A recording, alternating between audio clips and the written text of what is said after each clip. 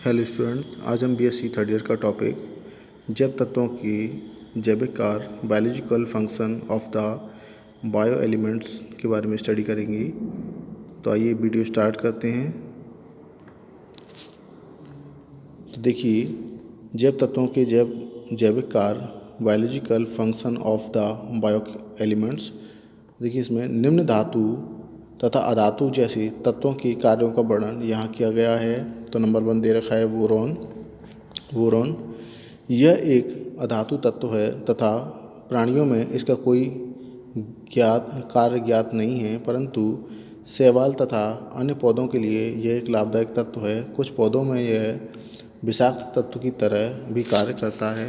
Number 2 है next आपका fluorine की आवश्यक सांद्रता निश्चित रूप से अभी तक ज्ञात नहीं है, परंतु यह दांतों के कैरीज बनने तथा ऑस्टियोपोरोसिस हड्डियों का अनियमित उपापचय मेटाबॉलिज्म को बहुत सीमा तक कम करती है, परंतु इसकी अधिक मात्रा से फ्लूओरोसिस रोग हो जाता है, जिसमें दांत पीले हो जाते हैं।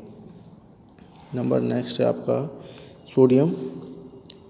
जैव प्रक्रियाओं में ये एक आवश्यक तत्व है। यह कोशिका सेल में बाह्य या एक्स्ट्रा सेलुलर तथा तरल फ्लूइड में उपस्थित धनायनों का मुख्य भाग है। यह अधिकांश क्लोराइड तथा बाइकार्बोनेट आयनों से संबंध रखकर अम्ल क्षार साम्य को नियंत्रित रखता है। यह कोशिका भित्ति सेल वॉल के दोनों ओर परासरणी दाब को स्थिर रखता है तथा तंत्रिकाओं नर्वस की सुग्राह्यता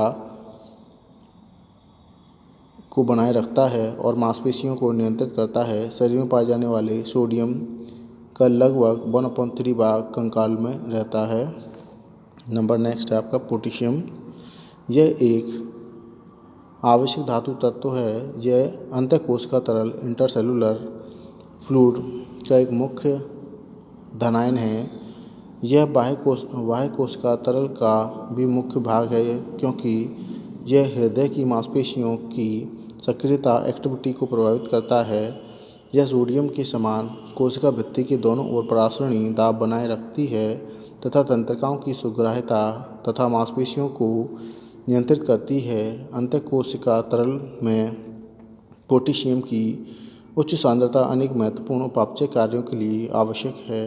पोटेशियम रक्त में 200 मिलीग्राम से 100 ग्राम उपस्थित रहता है। प्लाज्मा तथा तंत्रिका ऊतकों में इसकी मात्रा 20 मिलीग्राम/100 ग्राम होती है। पोटेशियम हृदय की धड़कन तथा लय को ठीक बनाए रखता है। राइबोसोम्स द्वारा प्रोटीन के जैव संश्लेषण बायोसिंथेसिस में भी पोटेशियम प्लस आयनों की उच्च सांद्रता की आवश्यकता होती है। यह एसिटिक अम्ल तथा कोलाइन में एसिटाइल कोलाइन के निर्माण में उत्प्रेरक का कार्य करती है। एसिटाइल कोलाइन शरीर में अनेक महत्वपूर्ण कार्य करती है। ये तो थे आपके पोटेशियम के कार्य। अब है आपका मैग्नीशियम, इसको Mn द्वारा दर्शाते हैं। तो मैग्नीशियम शरीर में उपस्थित धनायनों में बहुलकता की दृष्टि से चौथे स्तर पर है। स्वस्थ मनुष्य के शरीर में लगभग 21.00 ग्राम मैग्नीशियम उपस्थित होता है। अधिकांश मैग्नीशियम कैल्शियम तथा फास्फेट के साथ हड्डियों में रहता है। शेष मृदु ऊतकों तथा शरीर के तरल में उपस्थित रहता है। रक्त में इनकी मात्रा 2 से 4 मिलीग्राम/100 ml होती है। मैग्नीशियम परासरणी तथा वैद्युत अपघट्य साम्य को बनाए रखता है। यह हेक्सोकाइनेज एंजाइमों की सक्रियता से निकट से संबंधित है। हेक्सोकाइनेज एंजाइम्स फास्फेट स्थानांतरण अभिक्रियाओं तथा ग्लूकोज उपापचय के लिए उत्तरदायी होता है। यह क्लोरोफिल में उपस्थित रहता है। यह प्रकाश संश्लेषण में भी भाग लेता है। ये तो थे आपके मैग्नीशियम की कार्य। अब है आपका कैल्शियम, इसको सी द्वारा दर्शाते हैं सी ए से। तो कैल्शियम हड्डियों में पाया जाता है। शरीर का लगभग 90% कैल्शियम हड्डियों में अक्रिस्टलीय कैल्शियम फास्फेट तथा क्रिस्टलीय हाइड्रो ऑक्सी एपेटाइट एक हाइड्रेट कैल्शियम फास्फेट के रूप में जमा रहता है। यह CaF2 के रूप में अल्प मात्रा में हड्डियों तथा दांतों में पाया जाता है।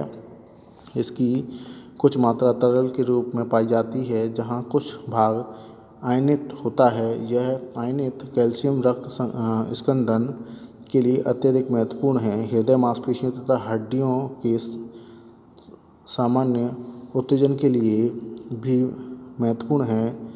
यह रक्त के समीप में 9 से 11 मिलीग्राम अपॉन 100 ग्राम, मांसपेशियों में 70 मिलीग्राम अपॉन 100 ग्राम तथा तंत्रिकाओं में 15 ग्राम अपॉन 100 ग्राम तक उपस्थित रहता है।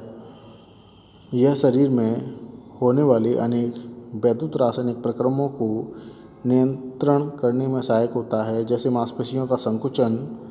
यह दूध में केरोसिन तथा फाइब्रोजिन से फाइब्रिन बनने में भाग लेता है। यह हार्मोनों के विसर्जन के लिए भी महत्वपूर्ण है।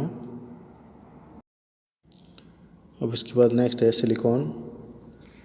तो इसका उपयोग SiO2 के रूप में कुछ प्रोटोजोआ, स्पंज तथा पौधों में संरचना के लिए होता है तथा चूहों तथा चूजों की हड्डियों के निर्माण के लिए आवश्यक है। यह म्यूकोपॉलीसेकेराइड्स का आवश्यक अंग है जो कार्टिलेज तथा त्वचा के लिए आवश्यक है। सिलिकॉन एक सेतु बनाता है, जिसे R1 से R1 bond O, SiO R2। यह एपिथेलियमी तथा संयोजी ऊतकों को सामर्थ्य तथा प्रत्यास्था अनुसंकरण द्वारा प्रदान करती है। रक्त नलिकाओं की अपारगम्यता तथा प्रत्यास्था भी सिलिकॉन से नियंत्रित होती है।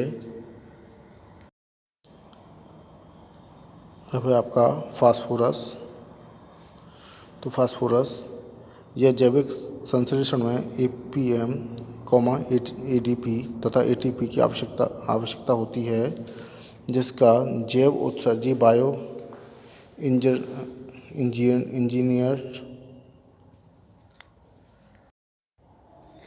एनर्जेटिक में बहुत महत्व है। यह हड्डियों, दांतों तथा खोल की संरचना इकाइयों में प्रयुक्त होता है।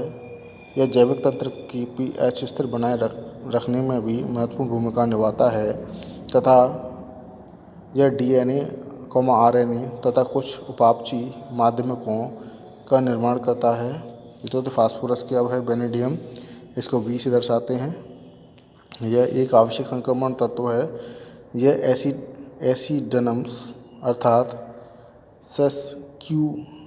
क्यूरस्टस के लिए आवश्यक है। जैव प्रक्रियाओं में वेनेडियम सक्रियता से ऑक्सीजन अभिगमन प्रक्रम से संबंध रखता है। संगत प्रोटीन को होमोवेनेडिन कहते हैं। यह आपके सेल्यूलोज संश्लेषण में भी कार्य करता है, जो कुछ जीवों के कवच बनाता है। यह दांत क्षय को रोकने में बहुत लाभदायक भूमिका निभाता है। नंबर नेक्स्ट है आपका क्रोमियम।